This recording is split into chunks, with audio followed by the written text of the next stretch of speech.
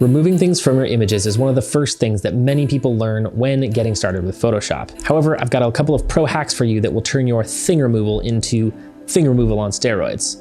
These tips are things that only the pros really do, and I almost guarantee that you will learn something in this video. Let's get into it. Yo, Sub Squad, my name is Kyle Meshna and I'm a landscape photographer and filmmaker based here in San Francisco, California. As I mentioned off the top, the thing that most people learn when getting started with Photoshop is how to remove things from their images. This is usually done with something like the healing brush or clone stamp tool, and for those of you who haven't done those in the past, basically the idea is with the healing brush, you paint over the things you want gone and it removes them, and with the clone stamp, you press Alt or Option on your keyboard to sample one part of an image and then paint exactly that part of an image elsewhere in the photo. But you are not here for the basics, you are here for that advanced next level oomph that we have to remove things from your photos with the clone stamp and other techniques that we'll get into in a moment. Be sure to stick around to the end because in the last part of this tutorial, I'm gonna have a free download for you that will help improve your thing removal game quite a lot. So stay tuned. Okay, so our first technique is not actually using the clone stamp tool. It is actually using the content aware fill technique. And this technique is actually better for certain scenarios like removing a large patch all at once and letting AI do the work for us.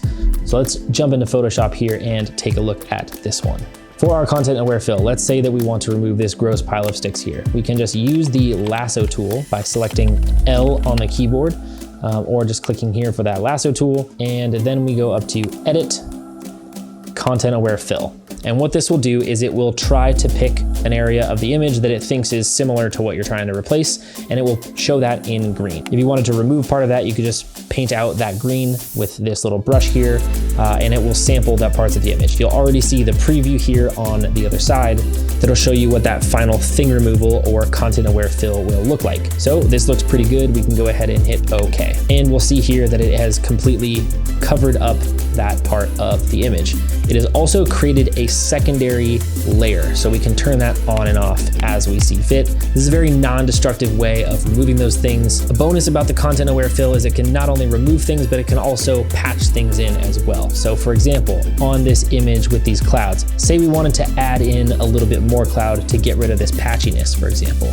We could use that lasso tool again to select this part of the image and again, edit content aware fill. And if we want to change up the way that this looks, we can remove some of the certain samplings that we're drawing from. So we maybe don't want to pull from this other patchy part. We don't want to pull from this reflection because it looks a little bit different. AI will work its magic and we have a nice filled in layer right there. And we can see the before and after.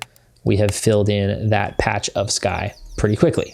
The second thing in our cloning and thing removal tool belt is the clone adjustment panel. With this panel, you can adjust how your clone transforms when copying from elsewhere. You can change the rotation, the flip, and have the stamp paste something in an opposite way, for example. So to access this, we can go over here.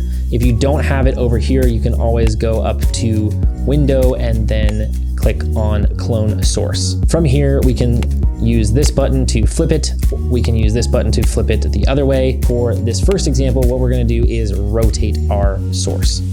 If we select S on our keyboard, that will bring up our clone stamp.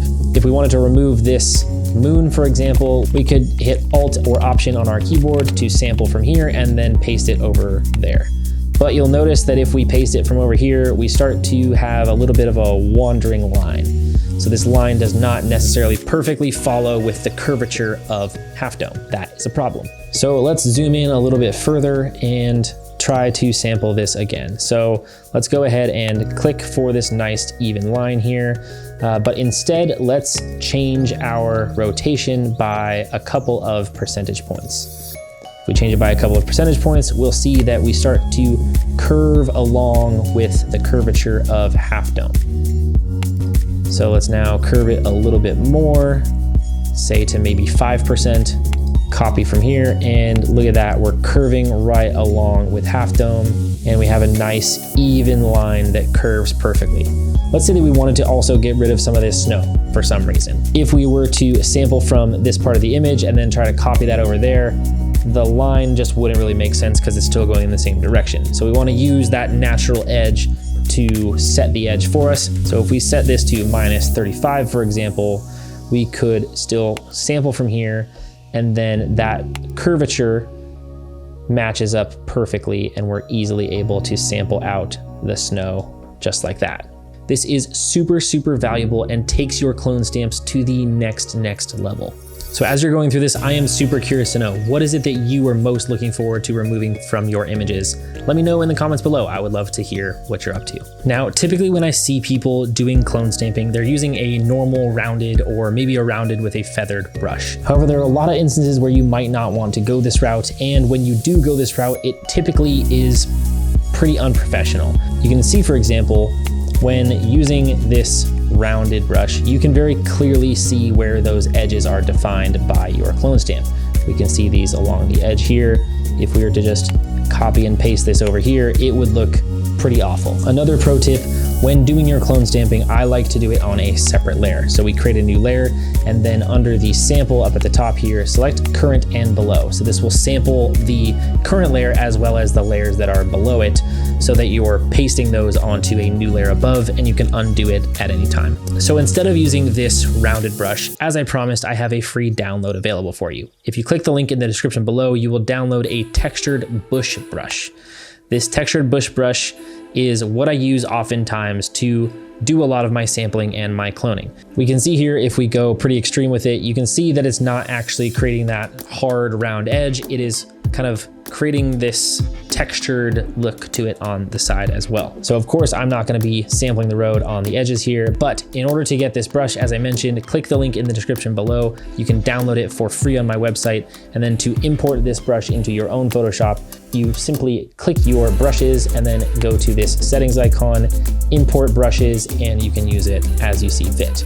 So I'll be using this textured brush for this example. Say I want to remove this sign, for example. I want to reduce my flow down a little bit, maybe around 15%. And if I sample from this part, I can simply paint away this sign. And we'll see here that is actually kind of really nicely going with a lot of the texture that is already present within the grass here. So I'm just very quickly and easily, I don't even have to be very precise with it because it's quite easy to remove, and we don't have to worry about any hard edges getting in the way. We could also even do that with this truck here. We're sampling from up here with Alter Option and then painting that down below, but it's blending in really, really nicely with the edge here because we're not using that hard edge of the normal rounded brush. This can still be, of course, combined with the more soft round brush if we have that clearly defined edge that we do want to use. And just like that, we have removed the entirety of this car. I cannot tell you how invaluable it is to use different brushes, especially a textured brush in combination with a normal rounded brush. All right, guys, and there you have it. You have a whole ton of tools for removing things from all manner of images. If you guys did like this video, I would love it if you guys played some more with the like button. It really does help me out. I have other tutorials popping up here in a second because I really like to help you guys with your photography game. And subscribe if that's something you haven't done already. I'll see you guys in the next video. Do you guys think it would be fun if we had like a commenter of the month award, kind of similar to like employee of the month? I even print out a plaque for you guys. I'll send it to you. Comment down below if you want to be commenter of the month. Submit your application with a nice comment. I'm done.